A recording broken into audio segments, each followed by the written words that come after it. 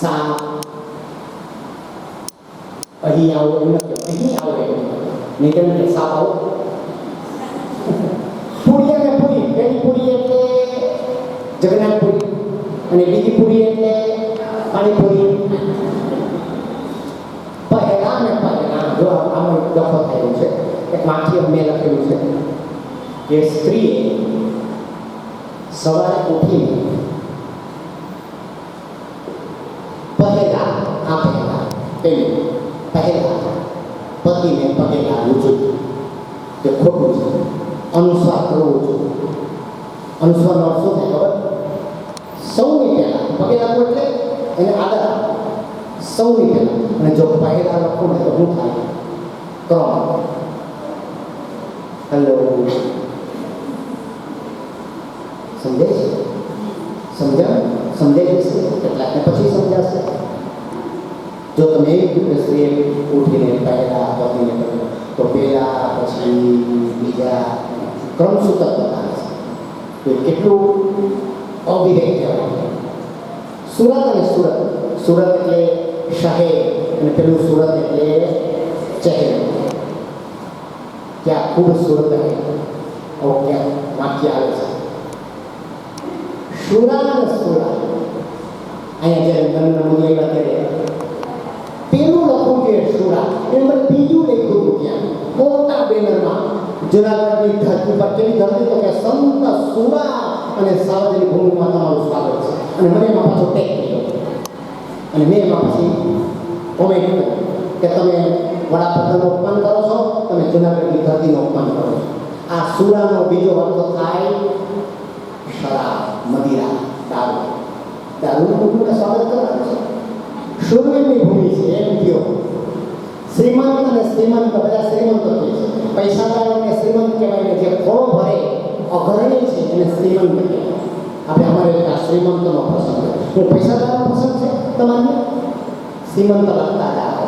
અલી ને અલી, આ અલી અને અલી, આ પેલું અલી છે એટલે ભમરો અને પેલું અલી એટલે સમુદ્ર. એ અલી એ એમ કહી નાખો કેટલાક બોલે નામની એ કરતા એ આયર રાશિના છે. તમે 2 દિવસ પહેલાનો શબ્દ મને મળ્યો એને મળ્યો એટલે મને પૂછ્યું મને અમારી દીકરીના રાશિ રાખવું કેમ લખાય? હું કહું રસ્સો લખજો, કારણ કે દીર્ઘિત રસ્સો તો એનો અર્થ થશે ખરાબ, ખરાબ કે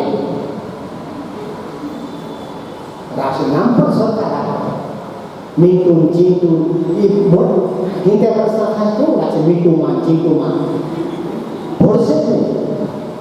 ને શબ્દો એવા સલીલ અને સલીલ. સલીલ એટલે રમત અને સલીલ એટલે પાણી.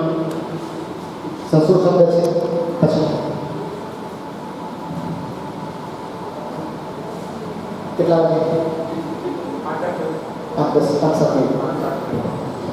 અંગ્રેજીમાં નથી આવું. હમણાં આપણે ગુજરાતીમાં કીધું, અંગ્રેજીમાં છે કે બેગ ને બેગ. ચાલ, કોણ છે અંગ્રેજીવાળા? બરાબર. હિન્દીવાળા? હિન્દીવાળા? સંસ્કૃતવાળા? ગુજરાતીવાળા? બાકીના બધા ગુજરાતીના. ડિયર ને ડિયર. અંગ્રેજી આવડતું હોય તો અંગ્રેજીમાં સંબોધન કરાય. બરાબર ને? તો માય ડીડ બની આવતી છે માય ડિયર, પણ ડી એ આજ્ઞા કમ છે. No no, son son, right right, our our, ship ship, bye bye bye. મને લાગે કે છેલ્લો શબ્દનો સમય આવી ગયો છે. યોગન યોગ આ શબ્દ છેલ્લે લખાયો છે. By bye by. અને પછી થોડી વાત કરીએ પાછી. આજે આપણે અહીંયા શબ્દો લખ્યા છે. મેં પહેલાં જ કીધું એમાં પાછા કરવાનું છે તમારે કે આપણી ભાષા છે કેવી છે? પ્રવાહ છે, નદીના પ્રવાહ છે. નહીં કે કોઈ બંધિયાર પાણી છે. સતત શબ્દો બદલાતા જાય. હું તમને 10 શબ્દો લખાવું છું, પછી આપણે પૂરું કરીએ. 10 શબ્દો લખો. હું બોલું છું, તમારે લખવાનું છે. પણ 2-3 બાબત છે. આમ તો મારી મારી પાસે 100 શબ્દોની યાદી છે. મોટાભાગે વર્ગમાં હું 25 શબ્દો લખાવતો હોઉં છું, પણ આજે તમને 10 શબ્દ લખાઈશ, 8 શબ્દ. હવે એ શબ્દ હું જે બોલું મારાથી બોલવામાં ભૂલ થઈ જાય, ઈરાદાપૂર્વક કે ઈરાદા વગર. તમારે તો હું બોલું સામે તમે કહો ક્યાં બોલતા, તો તમારે શું લખવાનું છે? સારો લખવાનું છે. બીજું વિચારીને લખજો, પછી કંઈક છેડછાડ કરતા નહીં, બરાબર છે? અને બાજુમાં જોવાનું નહીં, કારણ કે આપણે વિદ્યાર્થીને સૂચના આપીએ છીએ. અહીંયા શું કામ બાજુ નહીં જોવાનું? શું કામ એ ખબર? બાજુવાળાનું ખોટું હશે એટલે તમને થશે ખાસ દરેકનું ખોટું હશે નહીં. બહુ સરસ શબ્દ લખાય છે, તમને મળી જશે.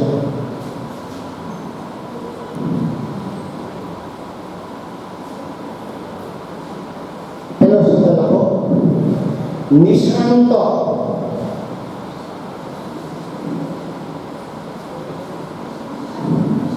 નિષ્ણાંત. બીજો શબ્દ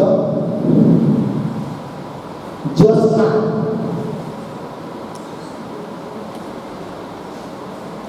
પછી અશ્વમેઘ. અશ્વમેઘ.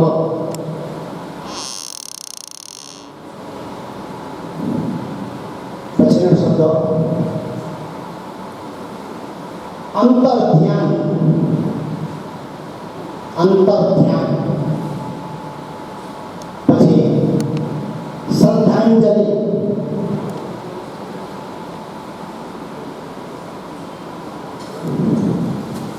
એક થોડો અઘરો શબ્દ લખાવું છું, જીજીવિષા. જીવવાની ઈચ્છા એટલે શું કહેવાય? જીજીવિષા.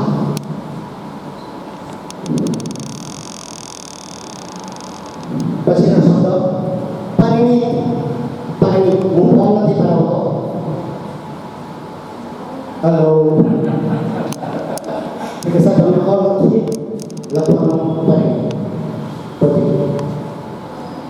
લખ્યું પરિણીત. પછી કવિનું સ્ત્રીલિંગ શું થાય? કવિત્રી. કવિત્રી. કેટલા શબ્દો થયા? હે? 5. 8. સહસ્ત્ર. સહસ્ત્ર. અને છેલ્લો શબ્દ, આ બધા શબ્દો તમારા સાચા પડે એવા આશીર્વાદ. લખો આશીર્વાદ. આશીર્વાદ. લખાઈ ગયા? 10 શબ્દો સાચા હશે કોણ? 9, 8, 7 બધી મત થાય કે આપણે ચાલો. આમાં એવું નથી કે આપણા છોકરા પડશે આપણે અમે તો આ શિક્ષકોને જ્યારે 50 શબ્દો લખાવીએ ત્યારે લગભગ બધાને 30 માંથી ખોટા પડશે. આ તમને તો 10 લખેલા છે. કોઈ તો વ્યક્તિ જોઈને આપણે મૂલ્યાંકન કરીએ. 5 થી વધારે કોના સાચા હશે? 5 થી વધારે કોના સાચા હશે? એક નોટ લાવો. એક નોટ આપશે. પાછળ 2 નોટ તમે એક આપી આવો 2 આપશે. લવ બરાબર જોઈએ.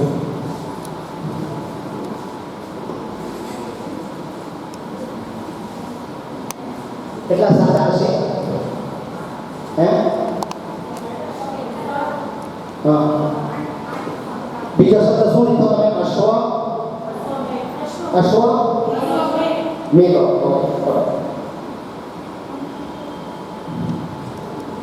જોવા લખવાને એવું થશે.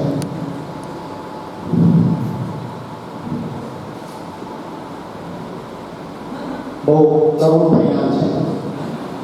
આંખમાં જળજળી આવી જાય છે. એક પણ મુરત થયું નથી. આ તમારું એકનું પરિણામ નથી, આ સૌનું પરિણામ છે. સમજાયું? એકદમ સરળ લેખા. આપણે નિષ્ણાત 50 હોસ્પિટલમાં જઈએ છીએ, જોઈએ છીએ, ખોટું જોઈએ છે તો તમે ખોટું લખવાનું છો. નિષ્ણાત ઉપર તમે મીંડું કહ્યું હશે આવશે નહીં. નહીં બનતા સ્નાન નિષ્ણાત અનુસ્વાર નહીં. શ્રદ્ધાંજલિ છાપામાં તમે રોજ શ્રદ્ધાંજલિ ખોટું લખ્યું છે, તમે ખોટું લખ્યું છે. અશ્વમેઘ નથી, અશ્વમેઘ ધસ તમને ખબર પડે. કારણ કે અમારે આવે સંસ્કૃતમાં અશ્વમેઘ યજ્ઞ કહીએ. પછીનો શબ્દ એક બોલો. અંતર ધ્યાન નથી, અંતર ધ્યાન છે. પછી શબ્દાવલીમાં દ આવશે, ધ આવશે અને એ રસોઈ આવશે. પછી જીજી દિશામાં રસ્વ આવશે. પહેલું જી, પછી દીર્ઘ અને પાછું રસ્વ અને શ મૂર્ધન્ય, જેને તમે પ્રેમથી ભાગ્યો કહો છો. પછી પરિણીત, આપણે નિયમ કીધું છે એક પ્રત્યય આવે તો મેં હમણાં કીધું કે રસ્વ આવે પણ અહીંયા નહીં આવે. પરી રસ્વ અને હણી દીર્ઘ, પરિવર્તા નિવર્તા તો ત્યાં ઈદ પ્રત્યય છે કે ત પ્રત્યય છે, આસપાસ ફરવું. પછી શબ્દ કવિત્રી, કવિત્રીની ક વ યને રસ્વ ઈ અને ત્ર દીર્ઘાય કવિત્રી. સહસ્ત્ર લગભગ બધાનો ખોટો પડે છે કાયમીની ધોરણે. તમે 100 ને લખો તો લગભગ 100 ના ખોટા પડે છે. સહસ્ર શબ્દ સાચો છે, નહીં કે સહસ્ત્ર. વિષ્ણુ સહસ્ત્ર નામાવલી ખોટો શબ્દ છે. વિષ્ણુ સહસ્ત્ર નામાવલી બોલો પણ મારે સહસ્ર જ જોઈએ. આશીર્વાદ અનેક રીતે લખે છે બધા. આશીષ મીંડાવાળો, દીર્ઘ અને વા ઉપર એમ. પ્રિય વંદા ને પ્રિયમ વદા કહેવાય. એટલે પ્રિય ઉપર અનુસાર આવે એટલે આપણે પેલા વ ઉપર અનુસાર કરે તો હું થાય એનો પ્રિય વંદા. હે જ્યોત્સના તો બહુ અઘરો શબ્દ છે. જ જોડેલો યો, તો અડધો, સ અડધો અને ના. આવું રીતે લખાવતો તો શિક્ષકોને ભવનાથમાં, પ્રેરણાધામમાં અને એક શિક્ષકને વાઇબ્રેસ હતી. મેં આ શબ્દ કેમ છે હું કહું કાં તો તમારી પત્નીનું નામ છે. વાહ, તો તમને આવડતું છે ને? તો સાહેબ આવડે નહીં, ખોટું નથી. હું કહું તમે તમારા પત્ની કેટલા વર્ષ લગ્ન તમારે પૂછો બીજો એટલું નથી. તમે ખોટા લગ્ન કરી એમ નથી કહો, પણ તમે શબ્દને સમજી શક્યા, તમે તમારા પત્નીને સમજી ગયા છો. એટલે શબ્દ પણ જ્યોત્સના શબ્દ છે. જ્યોત્સના એમાંથી જ્યોત્સના, એમાંથી જ્યોત્સની થઈ ગયું આપણે. ચાલ વાગર્થાદેવ સંભૂતો વાગર્થ પ્રતિપતયે જગત પિતરો વંદે પાર્વતી પરમેશ્વર. પાર્વતી અને પરમેશ્વર જેવા આ શબ્દ અને અર્થની આજે વાત કરીએ. શબ્દ અને અર્થને વંદન કરીને મારી વાતને વિરામ આપું છું. થોડી મિનિટોમાં ભાષા વિશે, એના પ્રવાહ વિશે, શબ્દ ભંડોળ વિશે આપવાનો પ્રયત્ન કર્યો છે. મારી એવી અપેક્ષા છે, હું એવું ઈચ્છું છું કે આ એક આપણે માત્ર ઉઘાડ કર્યો છે. આ ઉઘાડથી તમે બહુ વિસ્તારથી આનો અભ્યાસ કરી શકશો. સૌને નમસ્કાર અને આ સંસ્થાનો માટેનો પ્રોજેક્ટ સાહેબનો અને આપ સૌનો ખૂબ ખૂબ આભાર.